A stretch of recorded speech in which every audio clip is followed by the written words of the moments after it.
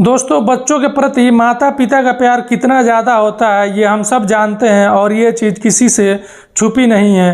अगर बच्चे को थोड़ा सा खरोच भी आ जाए तो जितना दर्द उस बच्चे को नहीं होती है और जितनी परेशानी उस बच्चे को नहीं होती है, उससे कई ज़्यादा जो उसके माता पिता हैं उनको दर्द और परेशानी होने लगती है। लेकिन दोस्तों, दुनिया में कुछ ऐसे भी माता पिता हैं जिनके दिल में अपने बच्चों के प्रति थोड़ा भी रहम नहीं है और कुछ तो अपने बच्चों को मार देते हैं और मारने के बाद अपने ही बच्चों को ठिकाने लगा देते हैं, उसके लाश को फेंक देते हैं और किसी को इसके बारे में कानो कान खबर भी नहीं होती। दोस्तों, आज जो मैं कहानी सुनाने जा रहा हूँ ये कहानी कुछ इसी तरह हैवानियत से भरा हुआ है और ये कहानी रूह को कपा देने वाली है और हमारे दिलों को झकझोर देने वाली कहानी है। दोस्तों, मैं आज जो कहानी सुनाने जा रहा हूँ इस कहानी का मैं छोटा सा एक हिस्सा आपको सुनाता हूँ कि इसमें एक माता पिता हैं और वो लोग अपने बच्चे को मारते हैं और मारने के बाद उसके शरीर के टुकड़े करते हैं और उन टुकड़ों को इलेक्ट्रिक ग्राइंडर मशीन में बिल्कुल बारीकियों में पीसते हैं और पीसने के बाद इसको ठिकाने लगा देते हैं। दोस्तों, आज की कहानी एकदम रूह कपा देने वाली कहानी है। बस आपको मेरे साथ इस कहानी के एपिसोड में अंत तक बने रहना पड़ेगा। नमस्कार, सलाम, सत श्री अकाल। मैं हूं मुस्तफ़ा और आपका स्वागत है मेरे चैनल पर। दोस्तों, आज जो मैं कहानी सुनाने जा रहा हूँ ये कहानी हमारी देश से कई हजार किलोमीटर दूर रूस की कहानी है। दोस्तों, इसी रूस में एक परिवार रहता है और इस परिवार के जो मुखिया हैं उनका नाम याकोव मोइवोरोदा है। जो याकोव मोइवोरोदा हैं इनकी उम्र तकरीबन 33 साल है और ये पढ़े लिखे शख्स हैं। इनकी पत्नी है और पत्नी का नाम अनास्टेसिया है। अनास्टेसिया की उम्र तकरीबन 23 साल है और ये एक बच्चों की डॉक्टर है। इनके घर में एक 8 महीने का बच्चा भी है और इनके बीच में जो रिश्ते हैं वो बड़ी कड़वाहट भरे रिश्ते हैं। ये दोनों पति पत्नी अक्सर आपस में झगड़ा करते रहते हैं और लड़ाई करते रहते हैं। इनकी लड़ाई कभी कभी इतनी बढ़ जाती है कि दोनों के बीच में हाथापाई की भी नौबत आ जाती है। दोस्तों, अभी कुछ ही दिन पहले की बात है, ये दोनों पुलिस स्टेशन पहुंचते हैं और वहां जाकर कहते हैं कि साहब, जो मेरी 8 महीने की बेटी है वो लापता हो गई है और हम लोगों ने काफ़ी उसको ढूंढा और तलाशा, वो मिली नहीं और हमें लग रहा है कि उसको अज्ञात किडनैपरों ने किडनैप कर लिया है और मेरी बच्ची उन किडनैपरों के साथ ही है। पुलिस ये कंप्लेन दर्ज करती है और दर्ज करने के बाद इनकी बच्ची की तलाशी शुरू करती है, जिसकी अभी उम्र मात्र 8 महीने थी। ठीक से वो बोलना भी नहीं जानती थी और ठीक से वो चलना भी नहीं जानती थी और अभी वो ठीक से दुनिया भी नहीं देखी थी। और उसी के माता पिता उस बच्ची को किडनैपिंग के बारे में पुलिस स्टेशन में रिपोर्ट दर्ज करा देते हैं। पुलिस इस मामले में फौरन हरकत में आती है और रूस पुलिस इस बच्ची को तलाशना शुरू करती है, ढूंढती है। सबसे पहले तो इन लोगों के घर के आसपास में जो कैमरे लगे हुए थे पुलिस उनको तलाशती है, खंगालती है, लेकिन उन कैमरों से कोई भी ऐसा संदिग्ध व्यक्ति नज़र नहीं आता है जिस पर शक किया जाए और कुछ भी ऐसी नज़र नहीं आती है जिससे लगे कि इनकी जो 8 महीने की बेटी है वो किडनैप हुई है। पुलिस के हाथ खाली थे और इसके बारे में कोई भी सुराग नहीं मिल रहा था और अब पुलिस डिसाइड करती है कि जो इनके आस पड़ोस के लोग हैं उनसे पूछताछ किया जाए और उनसे जानकारी जुटाया जाए। पुलिस अब इनके आस पड़ोस के जो लोग हैं उनके पास जाती है, उनसे पूछताछ करती है।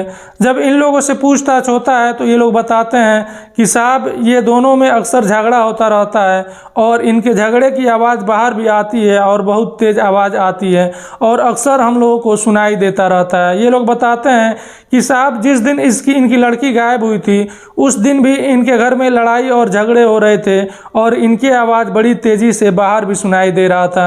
ये लोग बताते हैं कि साहब, जो इनके घर की बच्ची है जिसकी उम्र अभी मात्र 8 महीने थी, उस रोज़ उसके भी चीखने की आवाज़ सुनाई थी और उसी दिन से वो लड़की गायब है और हम लोगों ने भी उस लड़की को नहीं देखा है। जब ये बात पुलिस वाले सुनते हैं तो उनके भी कान खड़े हो जाते हैं और उनका भी जो शक का सुई था वो अब इन पति पत्नी का जोड़ा है इनके तरफ घूम जाता है और अब पुलिस इन दोनों के पास आते हैं और इनसे पूछताछ करते हैं। जब इनसे पूछताछ किया जा रहा था तो ये लोग बताते हैं कि साहब, हम लोग खुद परेशान हैं, अपनी बेटी को हम लोग खुद ढूंढ रहे हैं और हम लोग चाह रहे हैं कि हमारी बेटी जल्द से जल्द मिल जाए। हम लोग खुद परेशान हैं कि हमारी बेटी अभी 8 महीने की है, वो जहाँ है वो किस हालत में होगी, कितनी परेशानियों को उसे झेलना पड़ रहा होगा।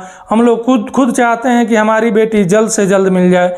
लेकिन जब पुलिस इन पर सख्ती करती है तो ये लोग टूटते हैं और जो पूरी सच्चाई थी और जो पूरी कहानी थी वो पुलिस के सामने बयान कर देते हैं। इन लोगों ने जो कहानी सुनाया था वो कहानी कुछ यूँ है। दोस्तों ये दोनों पति पत्नी हैं, इनमें अक्सर झगड़ा होता रहता था और झगड़ा इतना बढ़ जाता कि हाथापाई की भी नौबत आ जाती। उस रोज़ जिस दिन इनकी बेटी गायब हुई थी उस दिन भी इन दोनों के बीच झगड़ा चल रहा था और उस रोज़ भी झगड़ा इतना ज़्यादा बढ़ जाता है कि इनके बीच में हाथापाई की नौबत आ जाती है। दोनों एक दूसरे पर हाथ चलाने लगते हैं और एक दूसरे को बुरा भला कहने लगते हैं। इसी दौरान जो व्यक्ति है जिसका नाम याकूब माय बरोदा है, जो उस बच्ची का पिता है, वो अपने पत्नी के ऊपर पैर चला देता है। जैसे ही वो अपने पत्नी के ऊपर पैर चलाता है और ये पूरे अपनी जान लगाकर अपने पत्नी के ऊपर पैर चलाया था, तुरंत उसकी पत्नी साइड में हट जाती है और जैसे उसकी पत्नी साइड में हटती है तो सामने से जो उसकी 8 महीने की बच्ची है वो आ रही थी और इसका पैर सीधे जाकर उस बच्ची को लग जाता है। जैसे ही ये पैर उस बच्ची को लगता है, बच्ची जोर से चीखती है और वहीं फर्श पर गिर जाती है। अब जैसे ही वो बच्ची फर्श पर गिरती है तो जो उसकी माँ थी वो खुद एक डॉक्टर थी और बच्चों को ही डॉक्टर थी, वो तुरंत अपनी बच्ची का नब्ज टटोलती है और उसका हार्ट बीट चेक करती है। लेकिन जब वो चेक करती है तो उसको पता चलता है कि उसकी बेटी की सांसें थम चुकी है और उसकी मौत हो चुकी है।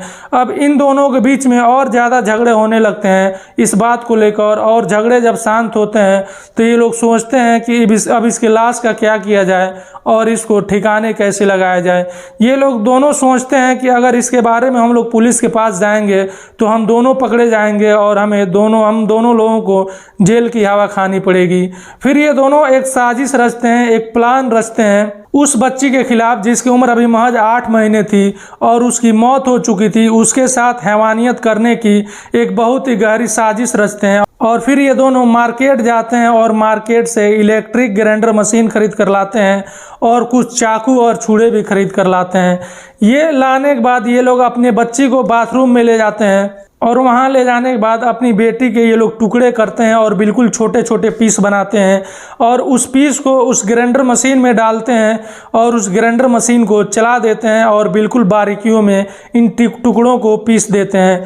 पीसने के बाद ये लोग उसे 13 पन्नियों में पैक करते हैं, 13 पॉलीथीन में छोटा छोटा पैकेट बनाते हैं। इनका पूरा शरीर इस लड़की का पीस दिया गया था, जो ये लड़की का बॉडी था टुकड़े करने के बाद उसको बिल्कुल बारीकियों में पीस दिया गया था। और फिर ये लोग इसे पन्नी में रखते हैं और पन्नी लेकर निकल जाते हैं और अलग अलग इलाकों में जहाँ पर कचड़े फेंके जाते हैं वो जाते हैं और एक एक पन्नी एक जगह फेंकते हैं, फिर दूसरी पन्नी दूसरे जगह फेंकते हैं।